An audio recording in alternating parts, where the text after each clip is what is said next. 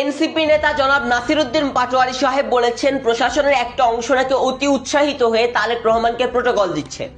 আমি জানি না এনসিপি নেতা নাসিরউদ্দিন পাটোয়ারিকে কি বলা উচিত, তবে একটা কথাই বলবো যে তারেক রহমান আপনার মতো ফৈন্নির পুত না যে তার প্রশাসন অতি উৎসাহিত হয়ে তাকে প্রোটোকল দিতে হবে। তিনি একজন রাষ্ট্রপ্রধানের ছেলে, তিনি বাংলাদেশের 3 বারের প্রাইম মিনিস্টারের ছেলে, তিনি বাংলাদেশের সেনা প্রধানের ছেলে।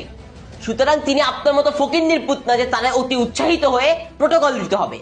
প্রশাসনের দায়িত্ব থেকে প্রশাসন তারেক রহমানকে নিরাপত্তা দিচ্ছে, কারণ তারেক রহমানের নিরাপত্তা ইস্যু আছে। আপনাদেরকে দোচার সময়ও বাংলাদেশের মানুষের কাছে নাই, কিন্তু তারেক রহমান সেরকম মানুষ না। এরপরও আপনাদেরকে পিটানো তো দূরে থাকুক, গায়ে টাচ করার মতো রুচিও বাংলাদেশের মানুষের নাই। তারপরও গোপালগঞ্জে যাওয়ার পর আওয়ামী লীগের অতি উৎসাহিত মানুষগুলো আপনাদের সেটাগুলো ভেঙে দিচ্ছে। তখন সেই সেটা ভাঙা খেয়ে সেনাবাহিনীর গাড়িতে করেই কিন্তু আপনাদেরকে পালিয়ে আসতে হয়েছে। সুতরাং আপনারা ফৈন্নির পুত হইতে পারেন, কিন্তু তারেক রহমান তো ফৈন্নির পুত না। তারেক রহমানকে প্রশাসন নিজ দায়িত্ব থেকেই প্রোটোকল দিচ্ছে।